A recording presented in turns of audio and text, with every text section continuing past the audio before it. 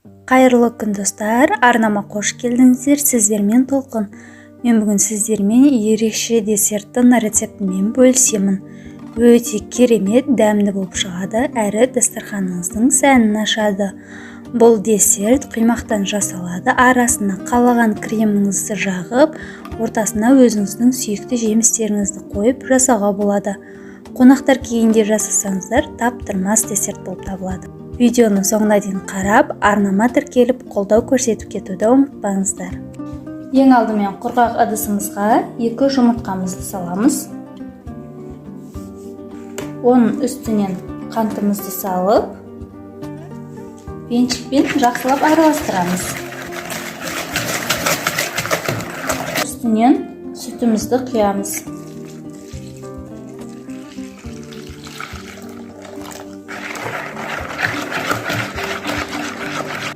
Жүз грамм қайнап тұрған ыстық суымызға 1 шай қасық ас содасын салып, жақсылап ерігенше араластырамыз.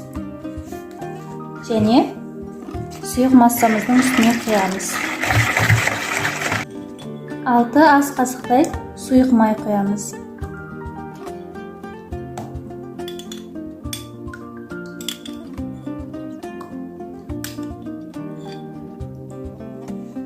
Ұнымыздың үстінен 2 ас қасық какао салып, аз-аздан електен өткізіп отырып, жақсылап араластырамыз.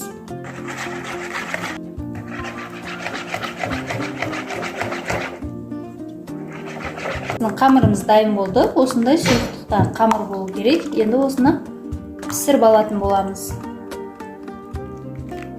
Табамызды жақсылап қыздырып алғаннан кейін бір рет майлап шығамыз.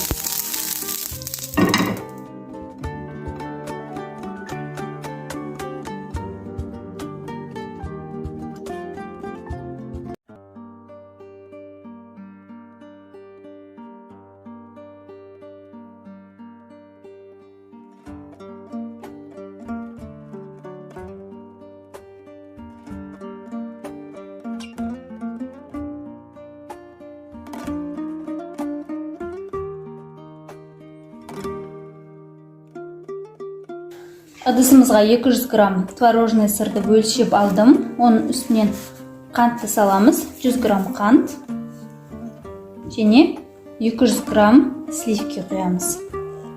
Сливкемізде творожный сырымызда салқын болу керек. Енді осыны жақсылап қоюланғанша миксерлейміз.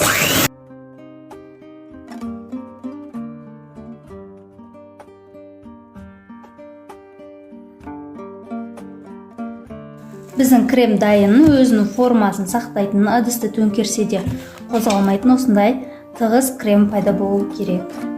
Енді кезекте жемістерімізді дайындап аламыз. Сыртқы қабықтарын, осындай шөптерін барлығын кесіп алып тастаймыз. Және жіңішке етіп кесіп шығамыз.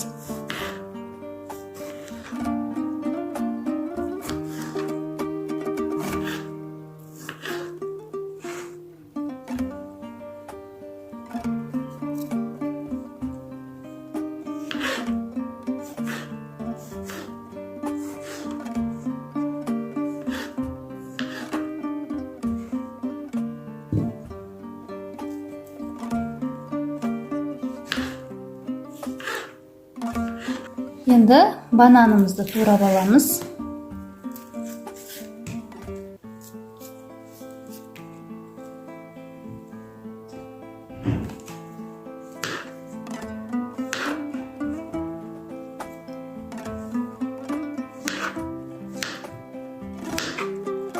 Бананды да жіңішке етіп турап шығамыз.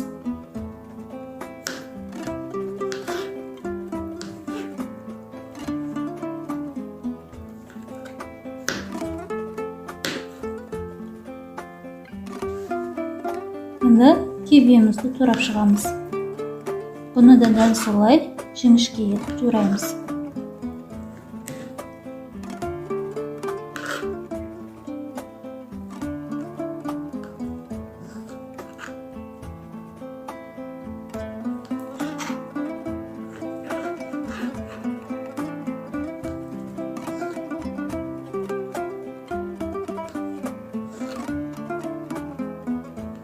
Біздің блинчигіміз осындай жұқа болып шығады, жұмсақ болып пісіп шығады. Барлығы біркелкі болғандарын таңдап аламыз. Мінекей, жаңағы рецепт бойынша бізде 20 штук блинчик шығады. Енді осыны теріс қаратып, кремімізді жұқа етіп жағып шығамыз.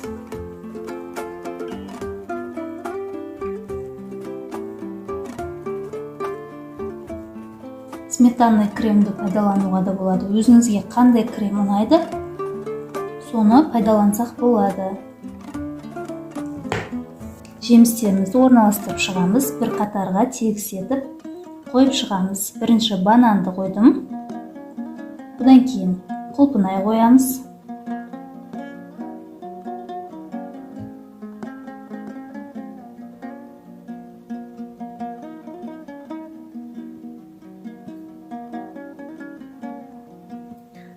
Бұдан кейін киви қоямыз.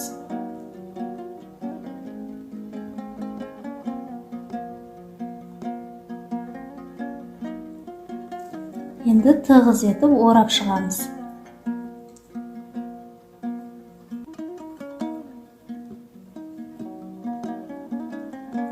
Осылай бір тегіс етіп орап қойып, тарелкаға орналастырып шыға береміз.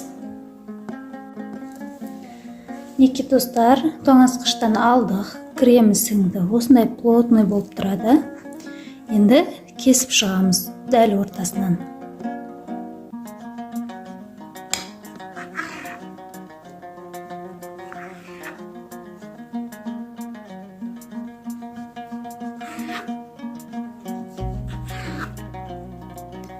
Мінекей, бізде осындай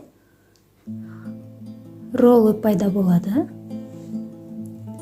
Бананда, құлпынайда, кивиде анық көрініп тұр. Мінекей. Осылай қонақтардың дастарханына да қоюларыңызға болады.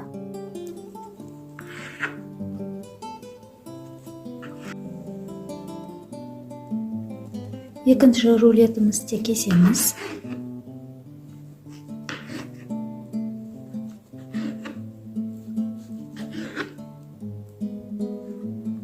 Мінекей. Достар, осымен біздің рулеттеріміз дайын. Өте керемет, оп-оңай, дәмді болып шығады. Қонақтар келгенде жылдам жасай салуға болады. Егер менің рецептім сіздерге ұнаса, пікір қалдыра кетіңіздер. Мен міндетті түрде барлығын оқып шығатын боламын. Дәл менің рецептім бойынша жасап көруге кеңес беремін. Менің арнама тіркеліп, қолдау көрсетіп кетуді ұмытпаңыздар. Алда көптеген оңай рецепттермен бөлісетін боламын. Сау, сәлеметте болыңыздар.